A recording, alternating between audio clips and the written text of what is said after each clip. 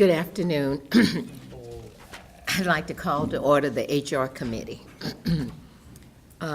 We do not have any citizens wishing to address the committee. So our next item on the agenda is approval of the minutes. Are there any questions or corrections to the minutes? Okay. And can I get a motion to approve the minute? Okay. Motion by Chuck, second by DT. All those in favor signify by saying aye. It's not on the agenda, but I first would like for Mr. Early to have a brief report. Thank you, Madam Chair. I wanted to let you all know that when we were announced one of the top 150 places in the nation to work by Modern Healthcare, that complemented 6,500 employees, and that complemented you all as a board. The work that you all did to allow us to become one of the best places in the nation to work is powerful. And I want to personally thank you all as board members for your guidance, your structure, and your direction that you've provided us, because becoming Modern Healthcare's best places to work is not an easy task. It's not an easy accolade that you get. I want to thank Pia and her team, and I want to thank Nikki previous to that, because the combination of Nikki and Pia in creating an HR department that has been significantly beneficial to this organization, the team that I get to work with, and y'all as board members has made a huge difference. So I want to thank y'all. That's something for all of us to be proud of, and I think it's quite an attribute. And I know that so far Pia has told me that it has been the first line of everybody that is coming here. That seemed to be the first line everybody says. You do know that we're now Modern Healthcare Best Places to Work. Thank you for interviewing with JPS. So I think that's wonderful. So thank you, Madam Chair. I wanted to thank you all. All right, thank you. Next, Pio, you want to come up since you are kind of on the item for the next 3 or 4 agenda items?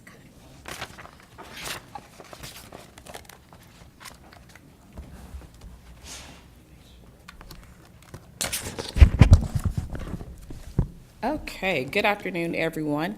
Thank you to the HR committee for allowing for me to present on the human resources key performance factors. When we last met in the March HR committee, we received feedback on a best practice and a way to deliver the HR metrics. So what we have today is a redesign of the HR metrics by job class. And of course, through job class, listed are the job families that we currently have as an organization when we're looking at different positions within the organization. So one key thing to focus on with this is benchmarking.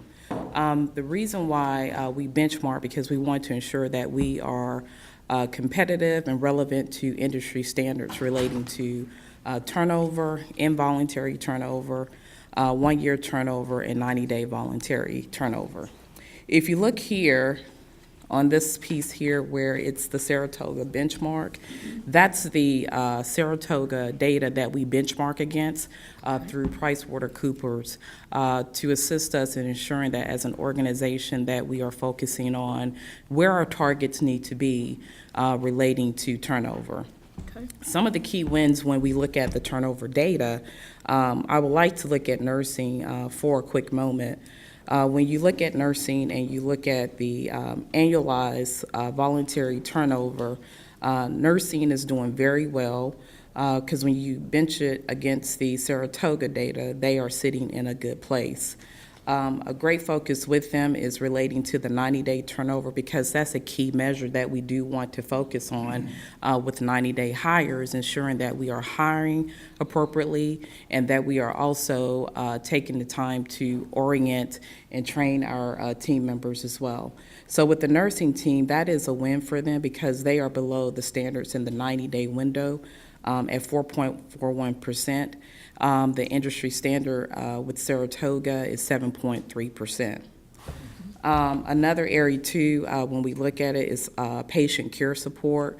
One thing to make you aware of is that with the nursing team, they do have the job family of patient care support, and those are positions that consist of CNAs, tech positions, and they also fall into that category too as well. So they are right there at the industry standard when we look at the Saratoga data.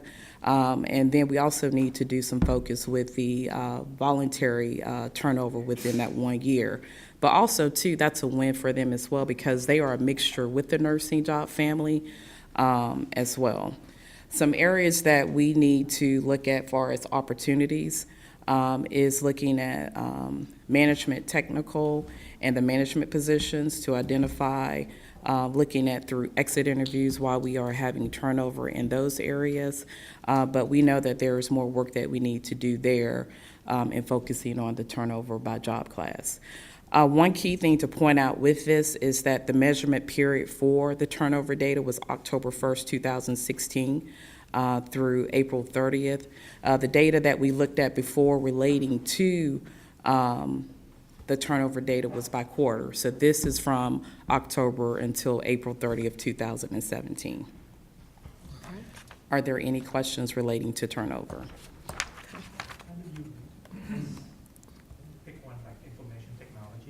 I'm sorry, can you say that again, Could you DT? help us understand the Yes, chart? sir, definitely. So let's look at nursing.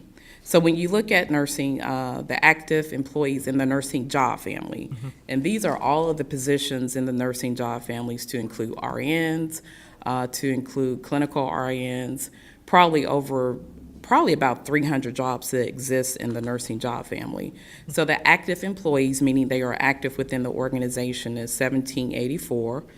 The terms within that period, October 1st, 2016 to April 30th, 2016, was a total of 136. We had 95 vacancies during that period that were open. And then when you look at annualized turnover, it's 9.99%.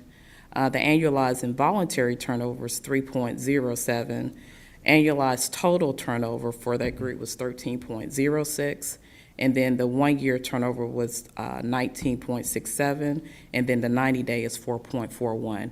When you're looking at all that data, and then when you look at the box at the very top, when we're looking at that data, we're benchmarking it against the Saratoga data, which is the national data that we benchmark against for healthcare HR metrics. Yeah, what I'm trying to reconcile is the like information technology. Mm-hmm.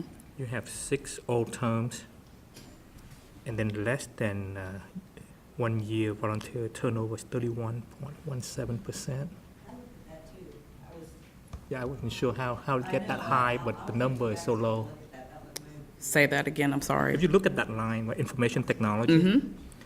and you only have 6 old termination type thing, Mm-hmm. but when you look at less than 1 year voluntary turnover, it's 31%. Mm-hmm.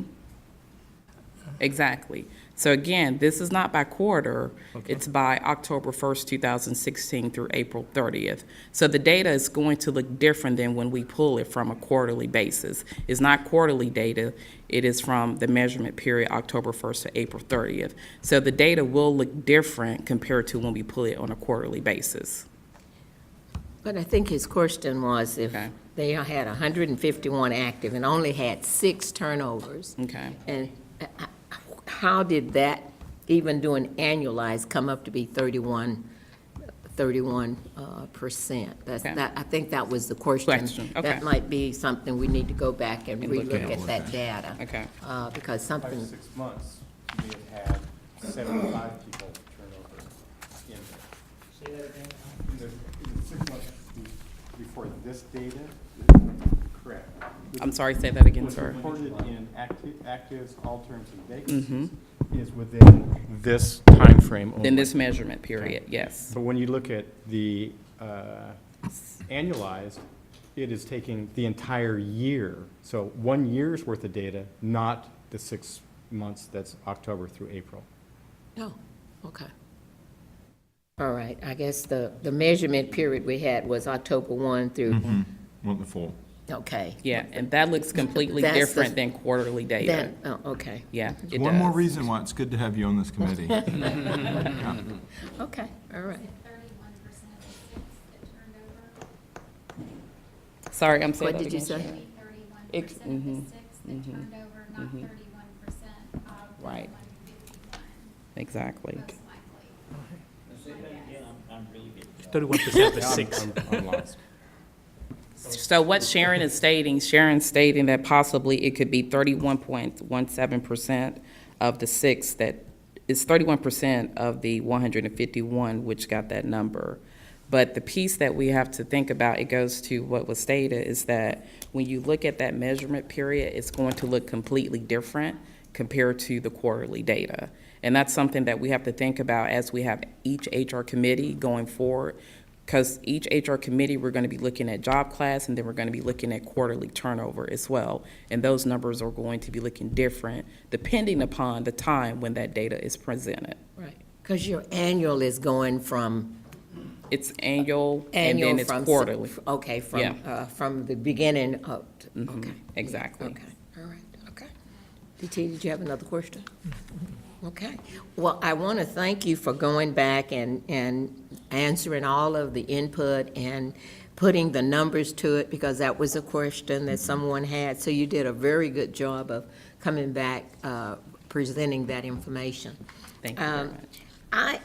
I have just one question, because when I look at management, that's the one that's working right with the staff. That's the, that's where the rubber meet the road. So are y'all doing anything special on that one? Because that one is high to me. I mean, because if you're having a lot of turnover with that team, that says that those are the ones that's working with your employees, and so that's kind of high. Yeah, and I think that question will be answered when we go later to discussing succession planning, because with the succession planning, that's going to show the scope of work that we would need to do to attract and retain leaders within the organization. So I think that will assist you with that question and see the Okay. work that needs to be done related to that. What level does that start? Managers are manager. Under management. Yeah, manager is manager, director, and executive director. Yes. Yeah. So it doesn't go all the way to VP? No, it does not. Executives have a different job family. The Yes. executive is up top. They do. Well, I guess the other question is, look like that's on the 90-day turnover. That was one that's 7 point, well, I guess that was a little bit less than okay. I looked at that backwards, okay. And then the Saratoga benchmark. Yeah, okay. I think what surprised me is I was expecting the 90-day voluntary turnover to be higher, and then as they go out, it's less, but it's actually the reverse here. Say that again, I'm DT? sorry. The 1 year voluntary turnover is a lot higher than the less than 90 days. I was expecting the 90 days to be higher, and then when they go past 90 days, it's slowed down. DT, can he repeat what you I think said? his question Okay. is that people, he is surprised that more people are not leaving within the first 90 days, but more people are leaving within the first year. And his comment would be, you would think if you got here and you didn't like it, you would see it, or you didn't like the circumstances, you would know within 90 days that they're staying and then leaving on an involuntary basis later. Right. I know for nursing at 6 months of experience here, other hospitals was recognizing that as a year or year and a half experience, and they were getting an increase. So nursing was losing, we were losing a lot of nurses at 6 months, because the other hospitals would recognize that 6 months of experience here at their hospital would equate out to over a year. So they would get an increase. So we had to work at setting up something to give them an increase at 6 months so we could reduce that. So I just know that for nursing, I don't know about any other group. But also keep in mind as well is that for that 1 year, that's the honeymoon phase for all employees. What occurs is in that 90-day probationary period, that's a time when feedback is provided to the employee. And after 90 days, they could feel that they are a good fit for the organization. That can occur. Then what happens once that 1 year comes around, that's at a time of where they're really thinking about, is this the right position for me? Does the leader feel that this is the right fit? So many things can occur during that actual 90-day to 1 year period that can be considered for those individuals. All Any other questions? Thank Okay, you. thank you. Before we move on, this will be our dashboard unless someone Bless you. else has some comments or wants something else added. But we're pretty happy with it, right?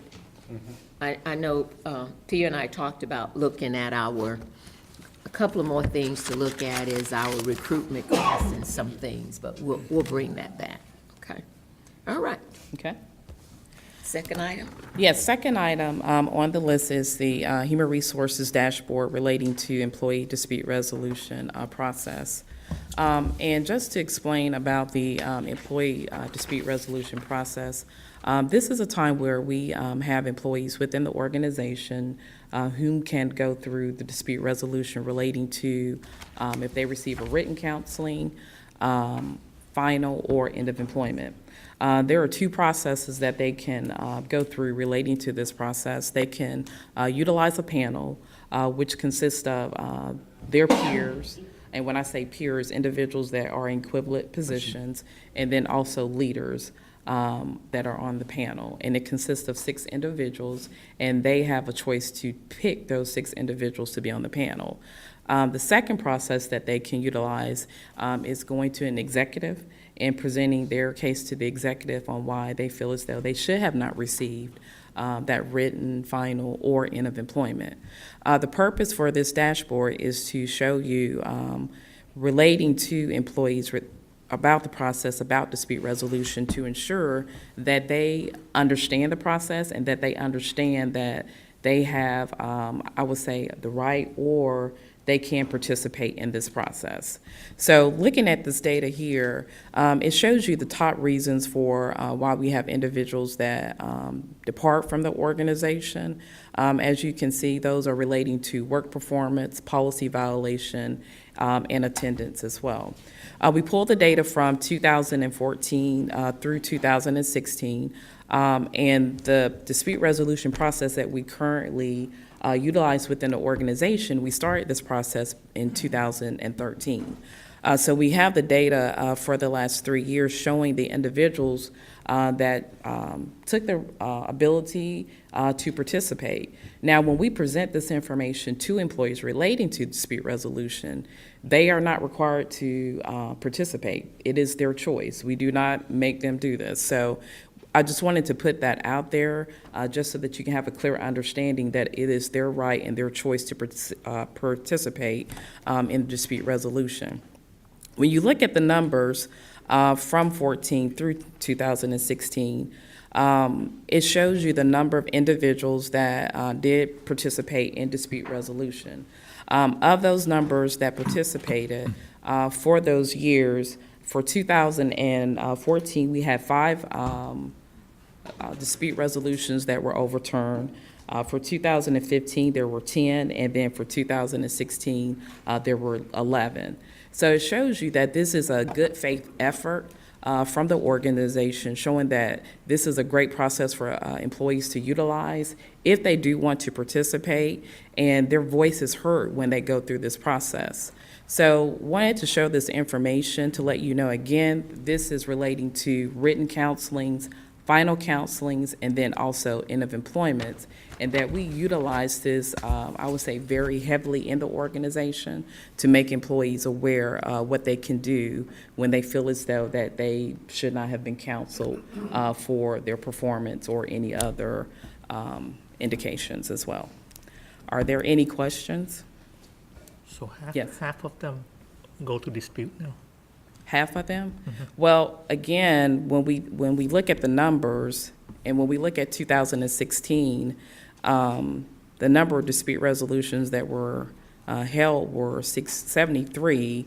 But again, looking at the number of terminations, again, all of these dispute resolutions consist of written, final, and end of employment. So it's a bigger criteria than just involuntary turnover.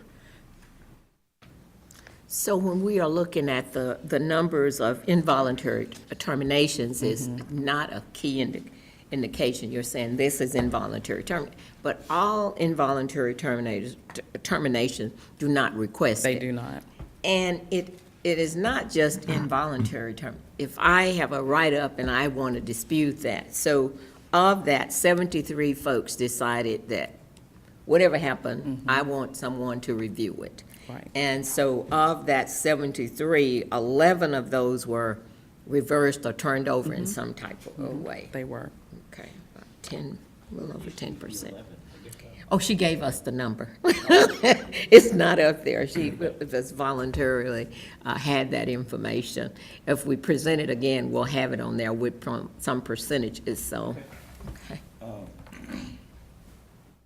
Yes, sir.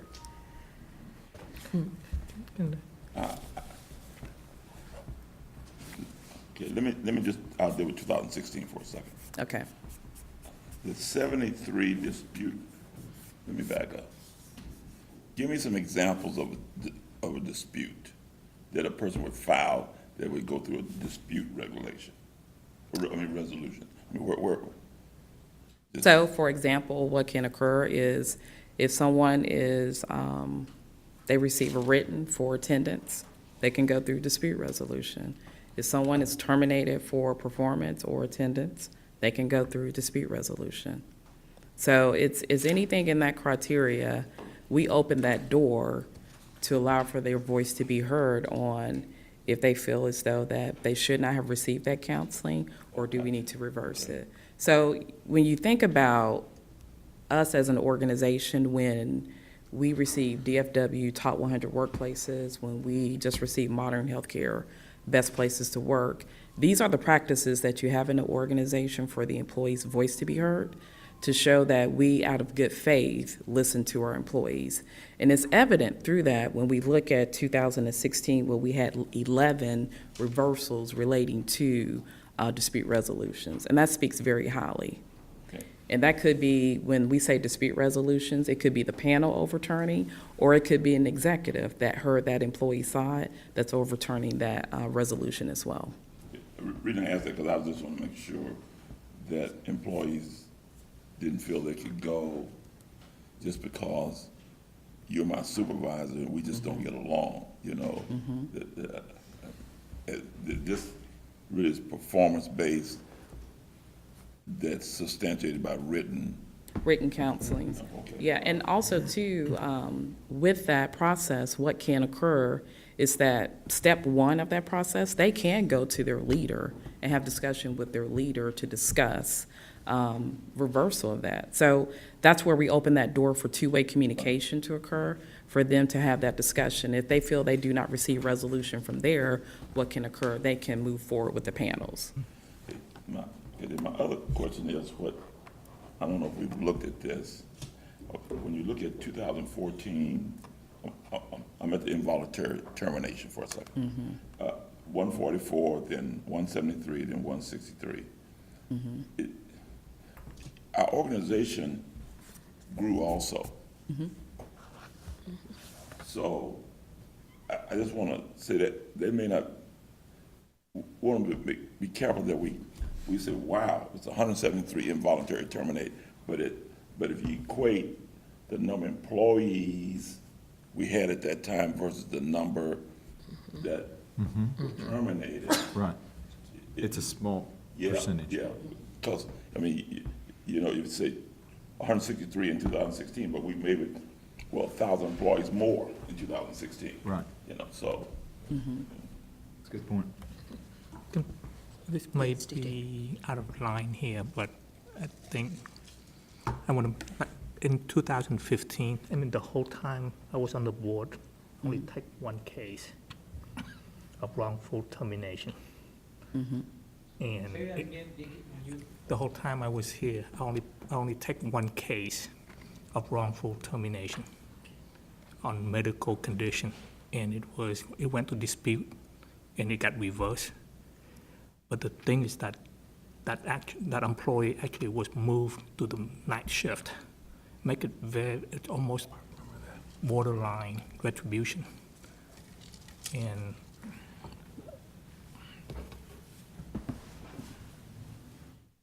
I think there's some room that we may want to take a look at to follow up. I don't want to bring it up. I think it's done. It's a long time ago. But I just want to make sure that we probably not counsel the middle management correctly, but that's only one case I was involved, and I know that he was moved to late shift at night as a penalty. And, but I think part of the improvement, maybe we take a look at some of these, if it's reversed, to see Right.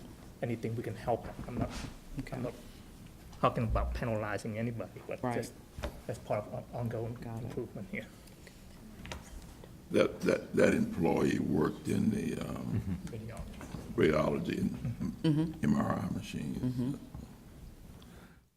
And I actually counsel him not to seek legal help. Right. His daughter actually is a reporter, and she does have a microphone and a TV, but we calmed that one down. Right. Let's talk about an elephant in the room, because I have no problems talking about this, and that is, when you have performance issues of any type, there is a criticism, probably of this organization because of its size, and probably any organization, that if I speak up, there's going to be retribution. So I'm afraid to speak up. We want to be real sensitive to that, and we want to try to address it. And we want to try to address it in two ways. What is legitimate, and has retribution been involved in it, or is that what somebody says to make sure that they can keep their position and nobody says anything about them? You think about human nature. If I tell Alan Podowitz that I'm really mad at you, and I'm going to go to the newspaper, and I'm going to go to board members, and I'm frustrated with that, there may be the potential that he as a leader is not then going to look at something that that employee has done or not done. It's human nature. Say, you know what, I don't know that I want to fight this battle. I don't know if I want this employee going to the board or going to the governor of Texas, or and not just in healthcare, not just our organization. So you may have a tendency to say, I'm not going to deal with that employee, and you may retain a lower performer or challenges with that performance based on that. Or you may be, and I'm not going to use you as an example, we're going to use Sam Jones, who doesn't work here, who is a form of retribution. And I'm going to get you, and you're never going to talk again. It's trying to balance that between employees that use it as an unfair tool to stymie an organization and leaders that could be punitive in a poor way. But we try really hard to figure out how to deal with that. And it is an ongoing issue, whether you are a 6,000 person employee healthcare organization or you work for American Airlines. It doesn't make any difference, and that's what we're trying to do. The other thing I will tell you is that when you board members hear from folks, or I as a CEO hear from folks, one needs to always still put that in perspective. Because let me assure you that if I as a CEO get 5 people in my office complaining about something, you can draw the conclusion with 5 people meeting with you that it's epidemic. But you've got 6,000 other folks that seem to be doing quite well. You have to put all of that in perspective. That was the reason why I said I only take one case, and I have to meet with him in person to see eye to eye to make sure that he's not lying to me. Sure. And it's hard. But for the most part, I mean, 99% of the time, I just discount them. Because Yeah. I don't think it happened here. It's just that one particular case You bet. a few years ago. But that was a very Well- isolated incident. I think to a large extent, we constantly keep our guard up in the best that we can to try to figure out those issues, where we're being fair, where we may not be being fair, and then trying to make sure that you have a workplace that people want to join, and you have the performance that the taxpayers and you as a board expect. And there's a lot of plates on the end of sticks that one has to balance in that. But I assure you, at least from my standpoint, I and that executive team tries to do it very hard, but if you see problems one way or the other, we'll definitely review them any way we can. I think you may misunderstood what I said. No, I didn't misunderstand your point. I was just addressing I think another issue for the as well. most part, they did it right. Just sometimes you have young managers that don't understand Sure. inclusion. So that's why I said maybe a follow-up may help. I agree. That's all I'm saying. No, I totally agree, and we do have that with some of our younger leaders, and sometimes we get in a situation, because we deal with humans, is when you are promoted, you act differently than the person you were before you were promoted. Sometimes people accept promotions in different ways. Some people take them in their stride, and some people think that it is the keys to a kingdom. So we try really hard to balance the human aspect. I mean, you guys done a wonderful job since I've been here. That's why I was very sensitive when I say. problem. Just a quick follow-up on that may help. Okay, thanks. So we'll look at that. Any other questions on that? Well, thank you for bringing, that policy was put in place, I think, right after we started this committee. All right, and so I just kind of wanted to ask for a little follow-up on it. And it's a good policy, so. Next is our market assessment update. Yes. So with our market assessment update, I wanted to bring to your attention relating to market assessments that we do on a continuous basis to ensure that we can maintain a competitive workforce. As you can see, what is listed, in 2015, we did patient care support, police and support services, and the funding for that was $2.2 million. 2016, we looked at nursing, patient care support, which were additional positions, and police and support services, which was 2.2, and we also included residents in this, and this is funded from the operational budget for residents. Currently, for our team, we are currently in the process of doing the accounting and finance, HR, IT, office support, and professional services, and this will result in $1.8 million for us to be able to apply increases to these employees. Now, one factor that we do look at when we are doing market assessments, this is not a cost of living raise. This is a time where we look at market data. We have 3 forms of market data that we do look at to ensure that within the healthcare industry, locally, regionally, and nationally, that we have competitive salaries. So at that time, that's when we make the recommendations on what the grade changes will need to be for those jobs. We make those appropriate changes and then apply increases to those applicable employees for increases. So we're looking to roll out the next market assessment. We're looking at mid to late June to make leaders aware of when that assessment will be paid out to employees. Then again, what we will do in 2018, we will start back over again with nursing, which will result in $3 million, and then also with the management and technical group, which will be $2.5 million. So for us, this will be an ongoing process that we would do on an annual basis to look at job families, to look at salaries, to ensure that we can attract, retain, and stay competitive within our industry. The dollar figures, do those represent the amount of money to bring the particular levels up to par, or the cost to do the assessment? The cost to bring the individuals up to par. So where did those numbers come from? Those numbers came from when we run the data and we do the market assessment. We look at the numbers, and that's the funding amount that would need to be done to pay out for those job families. I think, Roger, we have a company that come in and look at all of the job categories for staff, the same way we do for the executive, and that will be coming to the committee. The first time Exactly. they brought that to the committee, it was huge, and so we did it in, we couldn't do it in one cycle, so this was a part of that overall plan. When we first looked at it, we had many, many job categories, so they narrowed that down, and then they looked at where were we in various categories. So they came back with a proposal that says for us to catch up and maintain, this was what they were recommended. But it is time for that group, that survey to come back, the data to come back to us for staff. So they should be looking at that. My only curiosity is, how do they know that we need $3 million for nursing in 2018? Because what occurs is that when we look at industry and when we look at what other healthcare organizations are paying They run the analysis, provide the input back to us. And this also includes an inflated rate because we know that the industry is going to change once we get to that time of doing the market data. And I'm lost. I still don't know what the millions mean. Okay. The millions mean for us that, so say for example, with nursing, whenever we do the nursing job family, that affects close to probably about 2,700 employees, okay? So when we're looking at these 2,700 employees, we're looking at the market data to ensure that we can stay competitive.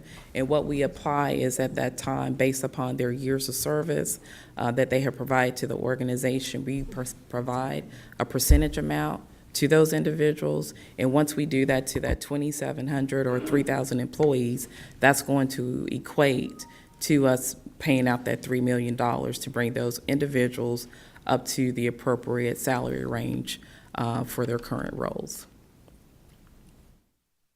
I'm still lost. Can I give an example? Yes, sir, you can. So if we're paying $50,000 a year for a nurse here, and Baylor is paying $55,000 a year, then we may lose nurses to go to Baylor for $5,000 a year.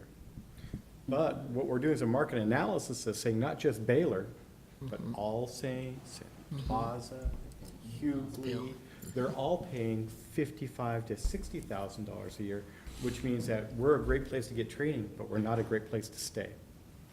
And so what this does is we need to balance back out to the market trend. And so it's that difference between 50,000 and 55,000 that accumulates to the 3 million when you have the 2,700 people.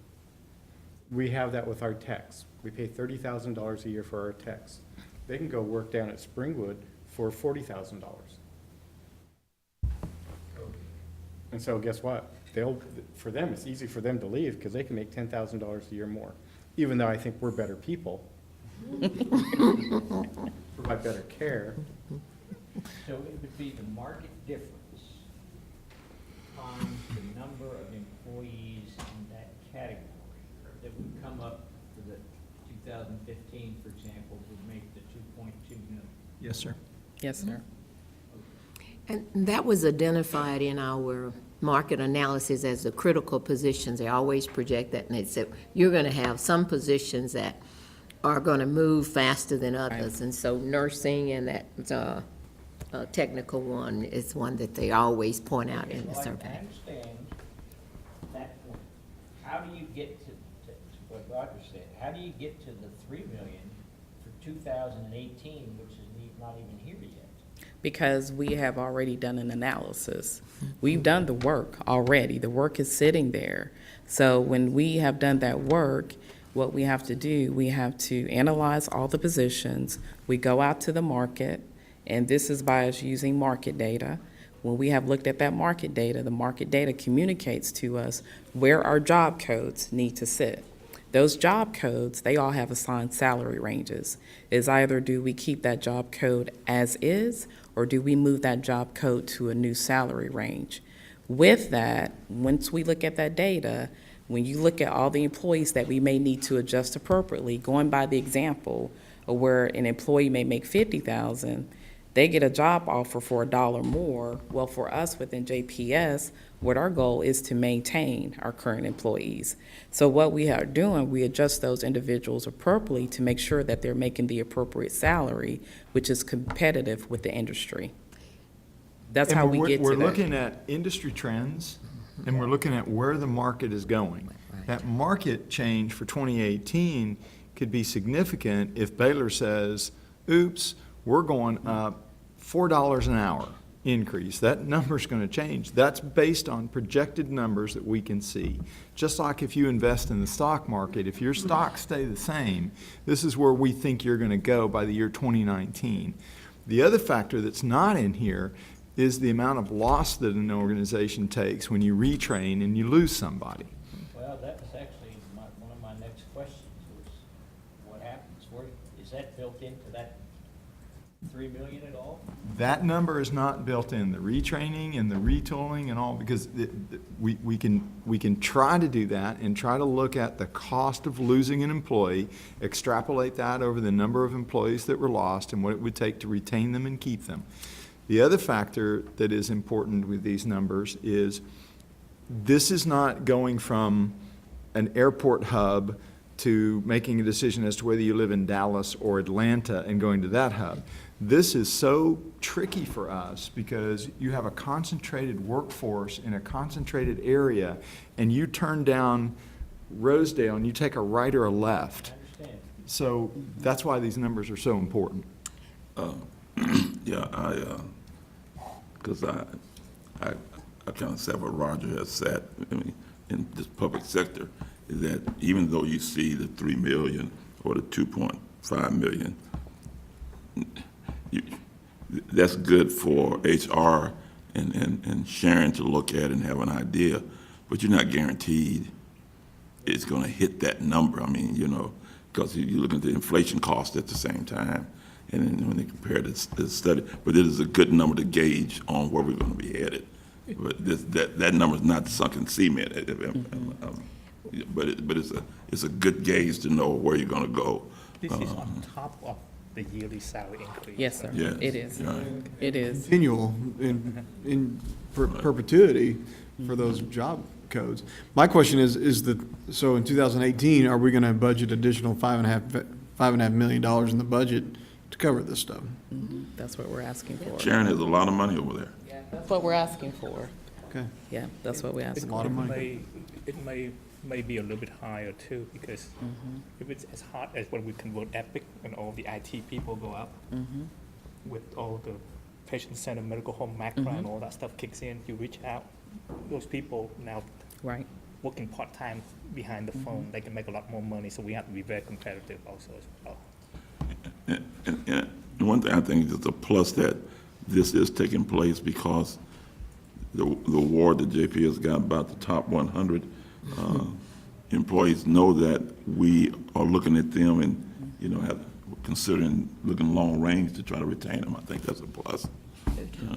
Well, I just think that the committee started looking at our compensation program and plan, you know, when we first started, and came up with a philosophy, and then based on those market surveys and analysis, we've tried to maintain that. The same way, we don't bring the staff market data to this committee. You normally just see the executive.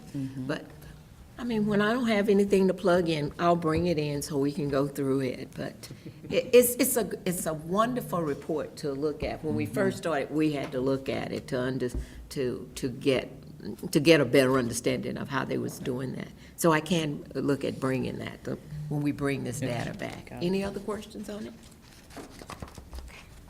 All right. Next on the agenda is,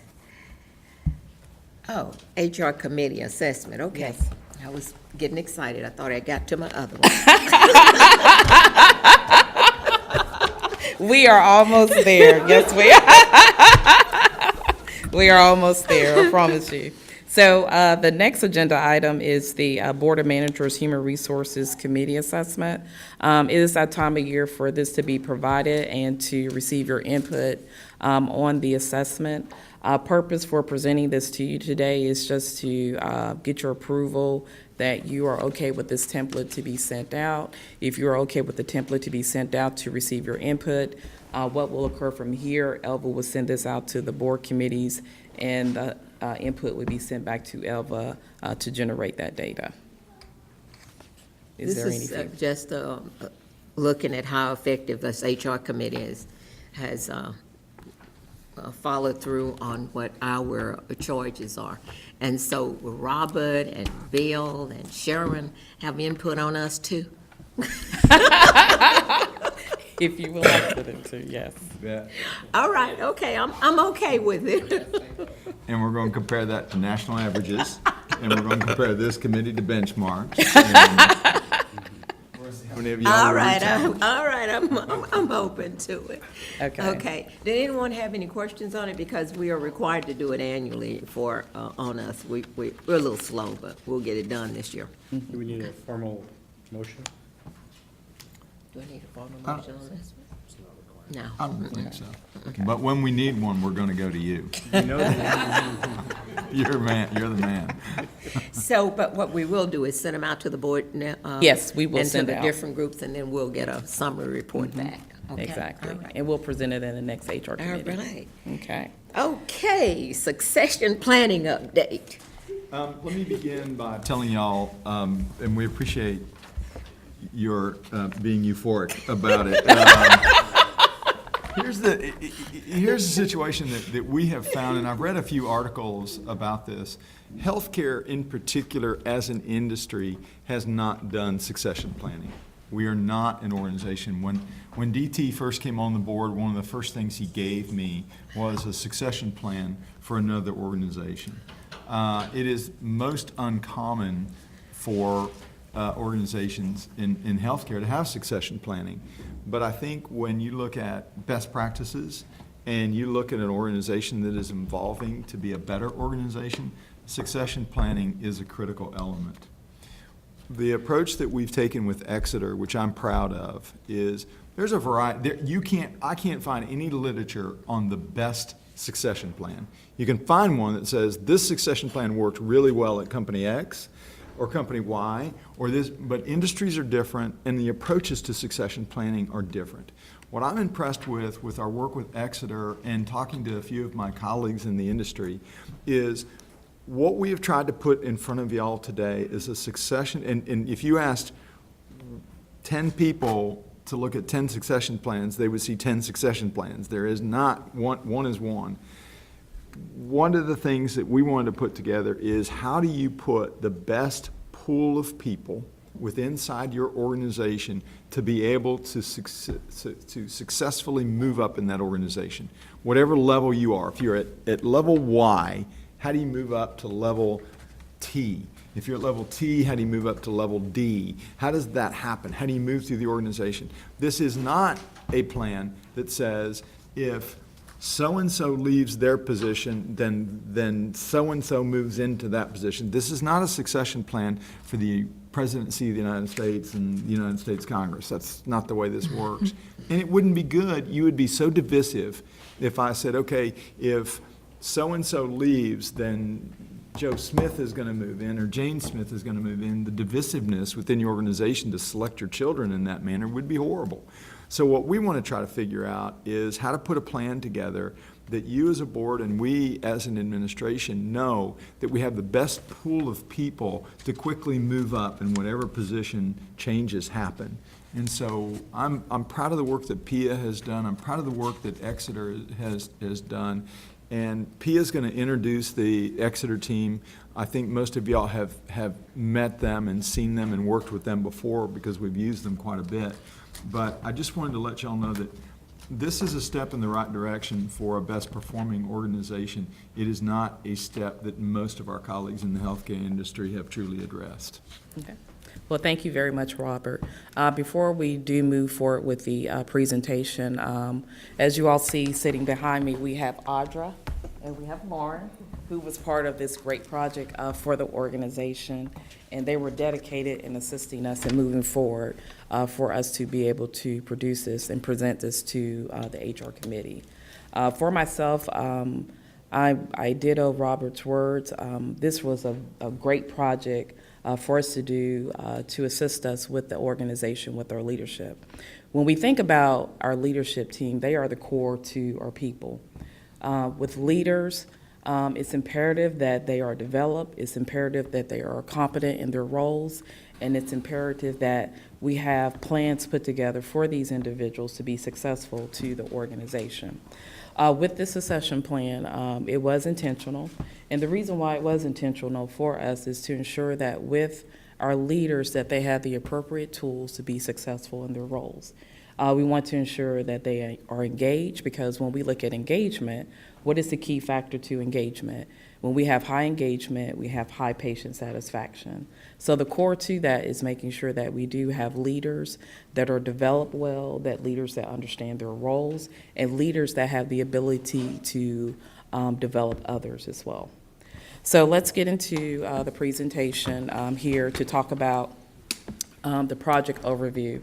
The project overview existed with the assessment for the first phase of us consisting of the 9-box assessment. The 9-box assessment was completed by our executive teams along with their leaders if they had to assess another leader to be able to provide feedback on where their leaders were competent and had the ability to perform appropriately in their role. When we come back to the committee in September, what we will do, we will have additional work to show a 360 assessment and then also a leadership assessment as well so that we can identify those top performers. Your top performers, as we go through this presentation, you will see that they are your star performers. And with the star performers, the work that we want to do around them is to engage them on how are they star performers? What is the work that they're doing to be successful within the organization? When we look at phase 3, individual development plans, they are a plus, they are a positive, and that's a way for two-way communication for the leader and another leader to be able to converse about what do we need to do to make you a high-performing leader, what is the stretch goals, what are the assignments that need to be given for you to be competent in your role, and then also for you to grow within JPS. And then next from there, we will conduct quarterly updates once those individual development plans are given to discuss to make sure that we're following through. And so that when we do come back to the committee to present additional data, we can show where the movement is occurring within the organization. So here is a snapshot of the leaders that were assessed. 261 leaders were assessed. 73 were retained from this assessment because they had less than 1 year of experience. So overall, there were 188 individuals included in this assessment. When we look at those 188 individuals, they had 3.67 years of experience relating to their management role, not their time with JPS, but within the management position. Also, there are some demographics that are listed here. As you can see, when we look at gender, females, it was 126 out of that 188, which is 67%.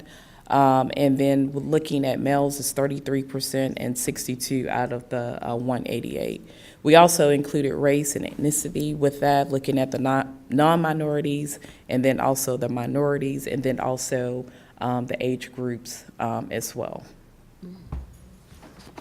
Are there any questions on the slide? Do you think, when you look at the gender, that is also the norm throughout the industry? In healthcare? Mm-hmm. Yes. Mm-hmm. That's normal in healthcare. So we guys are scared to go into healthcare? Huh? Yeah, I guess, yeah. No, what that tells us, the story with that is that for us, when we see that, it's focusing on how do we attract individuals that are less represented in your organization. That goes to your recruitment efforts.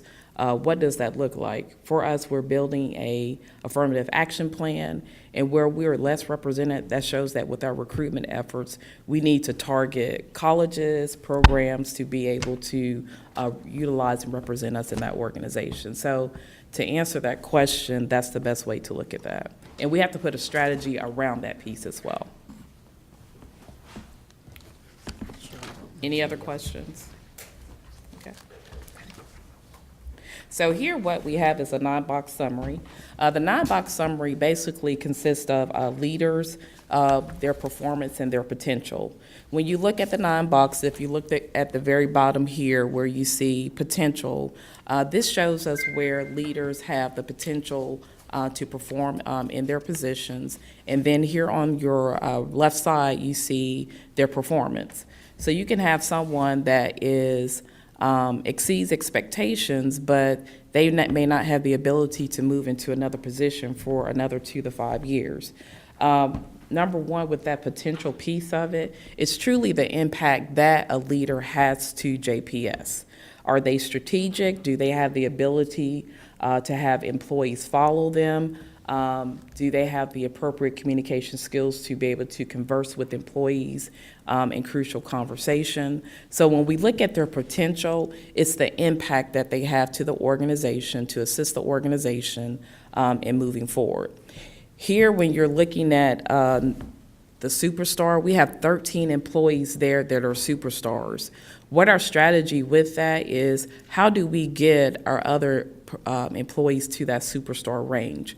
What is the work that needs to be done? What has that experience been like for you to be considered as a superstar employee? Okay. Questions relating to the slide? Determine a superstar. A superstar is a person that is strategic. They have exemplary performance reviews. They have the ability to accept stretch assignments. You can expand them in their role, and they have to have minimum supervision when it comes to special projects. That's a superstar. Fix- How does one get to be a superstar? I mean, your boss says, Well, you're going to go through a series of things. There's not one answer to that. First of all, if I'm supervising Dorothy Dubose and she comes in for her annual evaluation, then she's going to get good marks on that. I've looked at her 90-day planning. She's gotten good marks on that. She has done a variety of things above and beyond the call, so that some of it's going to be empirical and some of it's going to actually be structured on my reviews of her, and some of it's going to be the comments that we obviously get from her coworkers and what she's doing on committees and how involved she is. So there's a variety of factors. Some actually have numbers and some are just subjective that we're going to review. Mm-hmm. You're on the superstar list, so it's okay.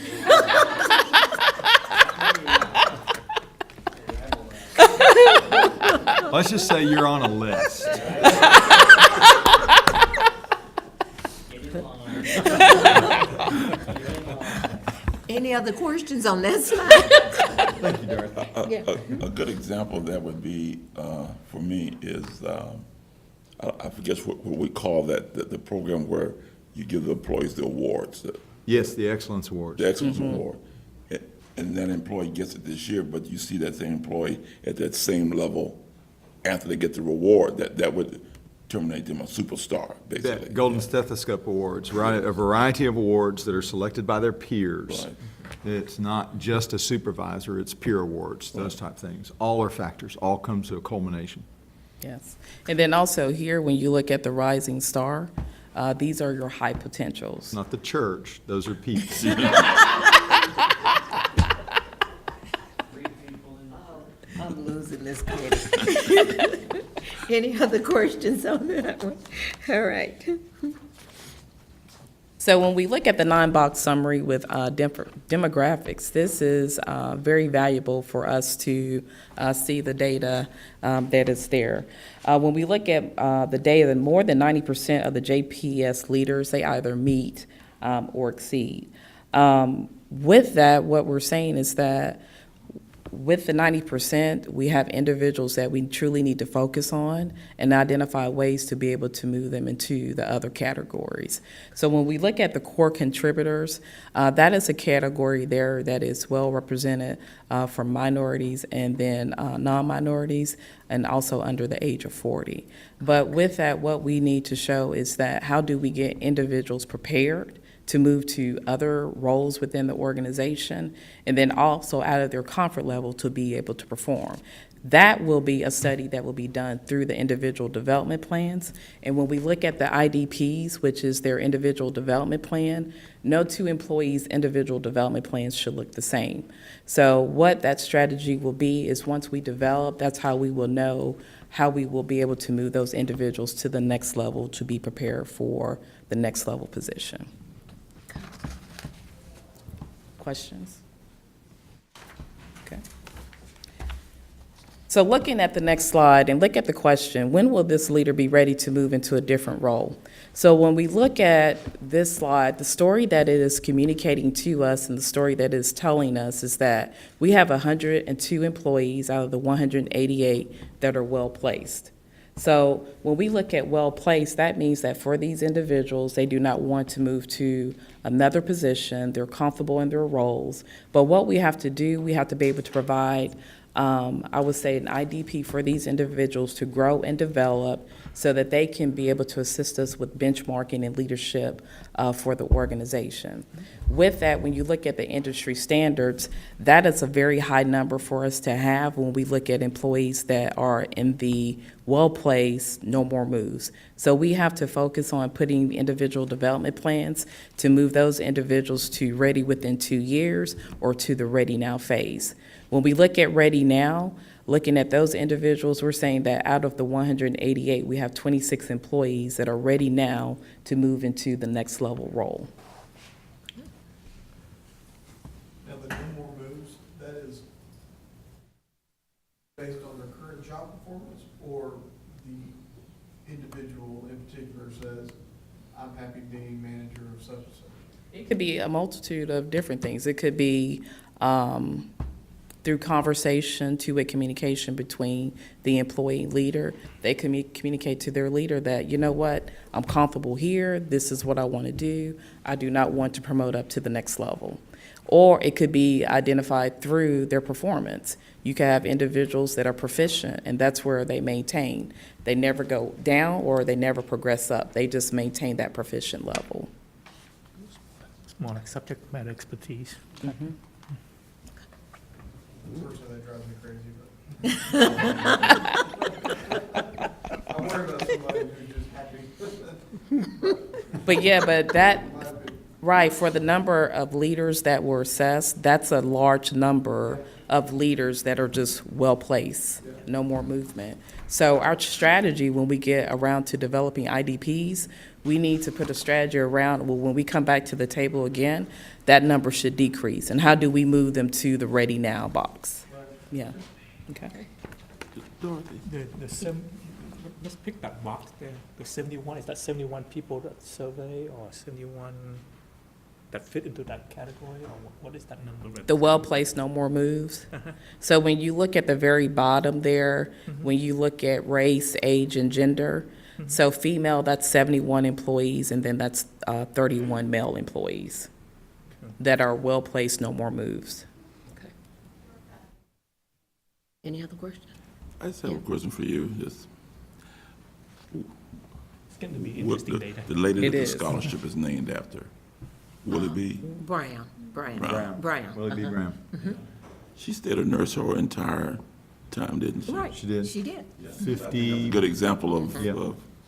you know, 40 years, she worked here, 50 years. 50. 50 years, and she chose to stay in that same spot 50 years. And to speak to that, it's not a negative, Right. but when we look and see that we have 102 leaders that are well-placed, that's a very large number. So what our goal we need to look at is how do we move them forward? And we need to really slice that in half. It's not a bad thing, but we do need to move more leaders focus on, I would say, wanting to progress and to be promoted within the organization. Okay, any other questions? Sounds like raising children at that age. They just want- Yeah, it does. I agree. Being well-placed and not wanting to do anything else in their life. Once they graduate from high school, that's it. That's all that they want to do. Yeah. Any other questions?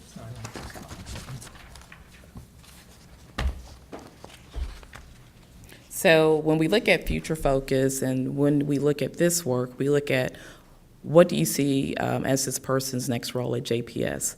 The story for this data here and what it's providing to us is that, yes, we see that for the C-suite vice president role, it was recommended 11 futurely will be prepared for that role, but ready now within the organization, we have 4 employees that we feel that could be able to progress to that next level.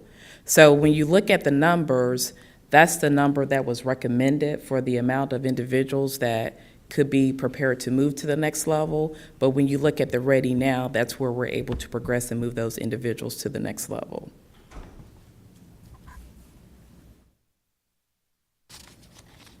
Very interesting data. It is. It's very interesting. It tells a very good story for us. Very interesting data. Yeah, it tells about how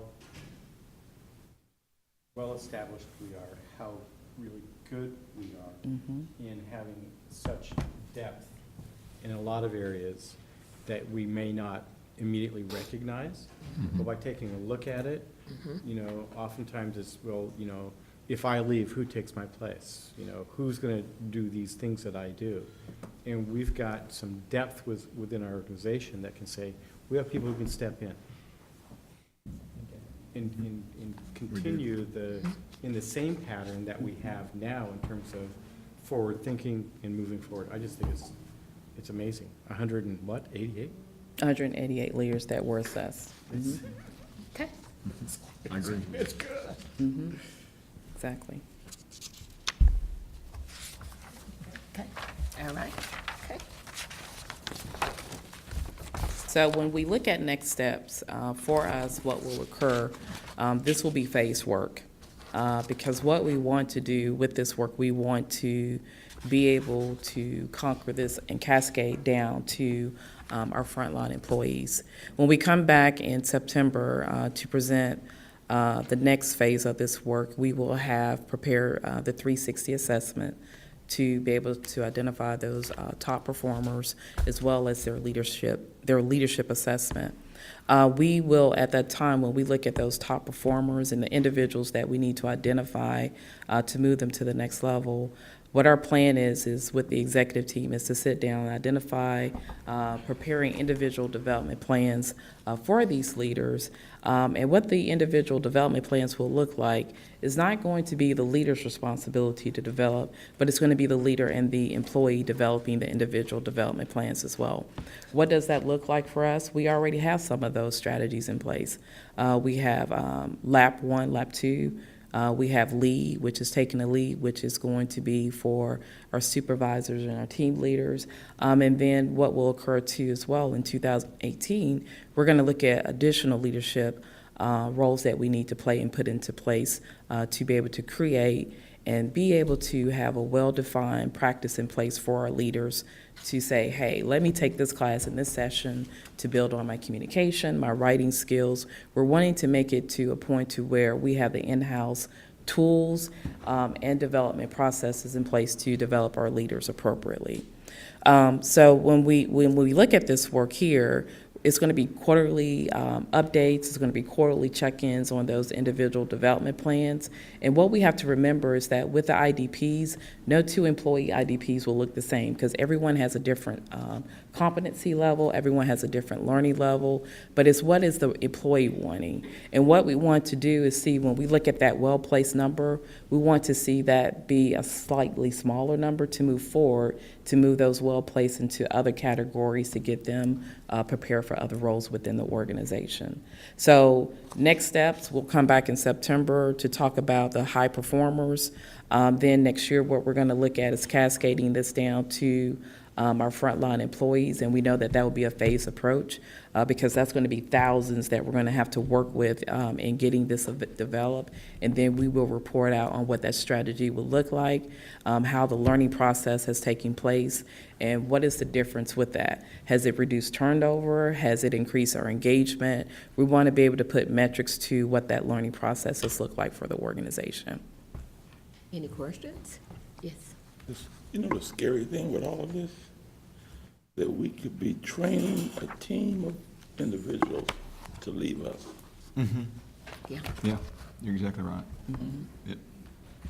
I also, Madam Chair, want to thank Exeter because Exeter gave us the ability to look at national standards. It gave that, with their database, gave them the ability to communicate with other organizations both in and outside of healthcare. Okay. And writing a succession plan is not particularly easy, but I think there's some statistics and numbers in here that would give us the right direction, and I appreciate Exeter and all their help. Well, I would like to say, I love the report and think the plan is a well-thought-out plan, and I can see it working, and we probably will prepare some of our employees to do wonderful jobs here, hopefully here, but probably in other institutions. I mean, that's kind of the way it goes, and you want to be proud of that. You look around and say, that person started with, yeah. So sometimes they come back to you. Okay? Great. Anything else? The next report, Madam Chair, we have decided we want to spend a little time and work on that. We wanted to give you guys an update with where we were a year ago.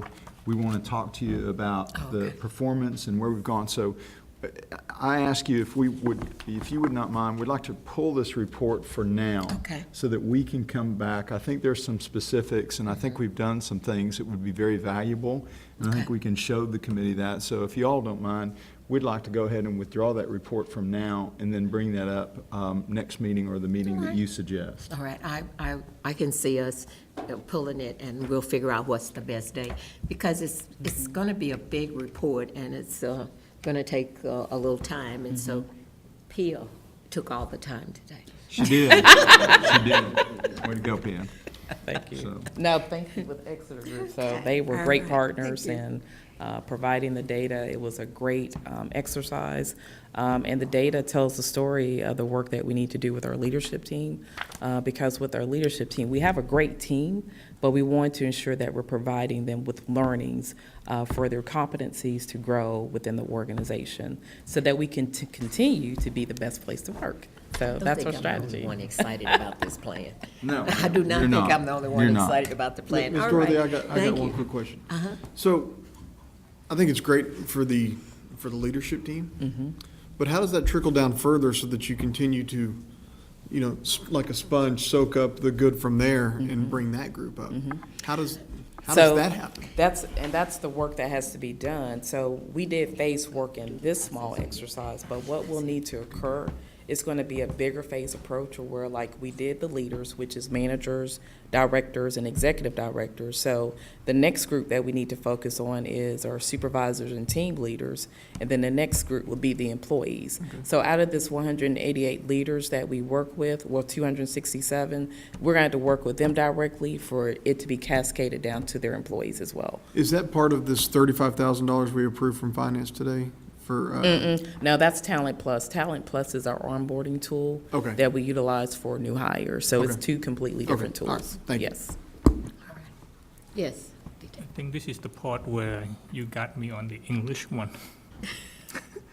You got minority and you got non-minority, it's supposed to be majority, but it's not really majority because we have a very diverse group of people, so it's kind of confusing. Okay. What is your question, DT? I'm sorry. What, it was just a statement, Just a statement just a statement about Okay. It's a Okay. little the bit confusing. terms. Okay. that Got we it. used was, Right. Very much so. Because Yeah. when you say non-minority, but it's not really majority either, because that the diverse workplace that we have, so Okay. it's very confusing. we'll add a definition. It's teasing. Okay, anything else, TT? One last thing, that's a thing we just want to clear. The one incident is just 1 out of 6,000, so best Right. place to work. Thank you. Thank you. All right. Always room for improvement. Okay, we need to reconvene in a closed session just for one item, so it won't be long, but we do have a closed item.